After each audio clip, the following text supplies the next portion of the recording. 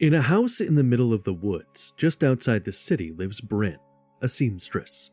She lives alone and is a social outcast, which is why whenever she has to go out, she practices pleasant facial expressions. Today, she has a delivery to make, and after giving the dress finishing touches, she packs it and heads out. But soon, her expressions change to annoyance when she sees a circular patch on her lawn. No wonder she had to practice smiling. After watering the destroyed patch, she hops into her car and heads to the city. But something seems weird. The townspeople don't receive her well and often turn their backs even when she puts on the brightest smile and waves at them. So she decides to get done with the delivery and not engage in social etiquette.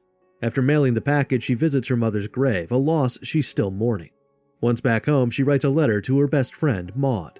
Suddenly, a delivery truck arrives near her house, and the delivery man pretends to play basketball with the package before throwing it nonchalantly. But Bryn doesn't mind and rushes to get it. It's another piece to complete her town model. Since she doesn't get to live in it, she has made it her hobby to recreate the town in her living room. For a recluse, Bryn lives quite a content life. She treats herself to a nice dinner, quality wine, and music. However, she still regrets an incident that happened 10 years ago and writes about it, blaming herself for what happened.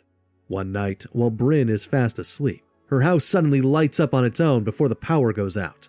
A loud thud wakes Bryn, and she goes to check it out only to find an intruder in her house. But this intruder isn't a human. It's something more sinister that makes Bryn run back into her bedroom. However, her footsteps and failed attempts to grab onto things to protect herself attract the intruder's attention, and it follows Bryn to her bedroom. Bryn hides under the bed and finally gets a glimpse of the intruder, a humanoid alien. It soon floats out of the window, which makes Bryn close the window right after. She then rushes downstairs to close the door but hears the creature walking on the roof. She tries calling for help, but all she can hear is a sharp shriek from the other side. Her nightmare comes true when she spots the alien inside her house, forcing her to hide once again. But the alien corners her, and as she struggles to get away from it, she accidentally impales the alien with a broken piece of a model bell tower from her town model, thus eliminating it. It's the next morning and Bryn's body hurts. She somehow manages to get up and check on the dead alien. After confirming it's dead, she covers its corpse with a rug and tries making a call again. But somehow the alien's intrusion has rendered all the electronics in her house, plus her car, useless. So Bryn decides to shower and clean up after herself before heading to the town on her bicycle to ask for help. Since her door is broken, she makes sure to push her sofa to block the open space to prevent anything else from entering her house. She soon finds an overturned truck and realizes that it's not just her house that was invaded by aliens, when she finds similar circular patches all over a neighbor's property.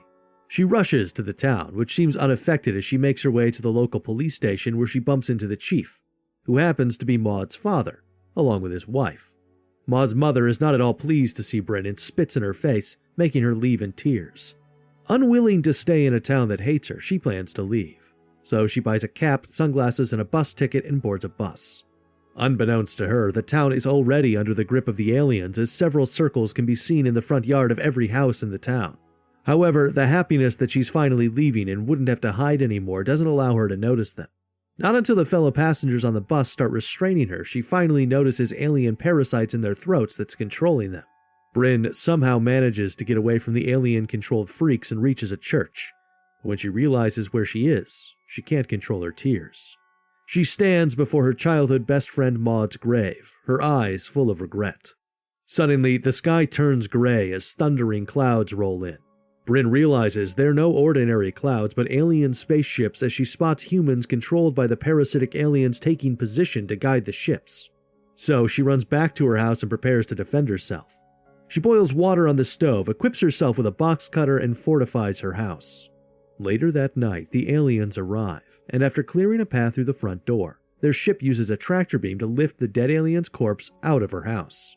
They don't leave just yet and scan the house for living beings, forcing Bryn to hide in the basement. But when an alien walks down, Bryn is left to fend for herself. She somehow manages to escape the basement but gets attacked by a smaller alien. With only a mop as her defense weapon, she uses its broken stick to impale it and strikes its head hard with a cabinet door, eliminating it instantly. She jumps out of a window into her front yard and comes across another alien. She tries running but bumps into one of the alien-controlled passengers from the bus, who grabs her by her hair and drags her to the nearby spaceship, where another, yet different alien with unusually large limbs is waiting for them. She breaks free from the man's grasp and kicks him just when the spaceship uses the tractor beam to lift him into the ship. Since he's not the target, the ship rejects his body and he falls to the ground, struggling. Meanwhile, the alien starts chasing Bryn and she manages to reach her car. She ends up trapping the alien inside of it. The alien starts shredding the car and in the process destroys the fuel tank, which starts leaking. Bryn uses a lighter to ignite the leaking fuel, incinerating the alien with the car. But just when she thinks she's safe, an alien ship starts following her, aiming the tractor beam at her. Bryn runs inside her house and hides while another alien sneaks behind her into her room, where it sees Bryn and Maud's childhood pictures hanging. Bryn is about to attack it, but the alien stops her using its powers and sends her flying through a wall into another room. Before she can escape, she's caught in the alien beam that gives her a free thrill ride before pinning her to the ceiling. The alien soon arrives and regurgitates the parasitic alien that makes its way into Bryn's mouth. Bryn suddenly wakes up screaming and falls off her bed. It seems she was having a terrible nightmare. As she cries happy tears, feeling relieved her nightmare is over. She walks downstairs and is surprised to see Maud alive. Bryn can hardly keep her composure when she sees her best friend and apologizes for what happened. She apologizes again before putting her hand into her mouth and pulling out the parasitic alien from her throat. Maud starts screaming, which indicates it was all a hallucination that Bryn was seeing before she came back to reality. She's outside her house, and before she can destroy the parasitic alien, it slips out of her hand and disappears in the grass. Suddenly, an alien ship arrives to collect the parasitic alien and in the process creates a doppelganger of Bryn, in which the parasitic alien enters the doppelganger's mouth. Bryn takes off running into the woods where her doppelganger catches up to her, stabbing her. But before the doppelganger can harm her further, Bryn slices the doppelganger's throat with the box cutter she carried in her pocket. The doppelganger soon passes away in Bryn's arms. Bryn doesn't waste much time and hurries out of the woods before she bleeds to death. But an alien restricts her path, and this time the alien ship's tractor beam is able to pull her into the ship.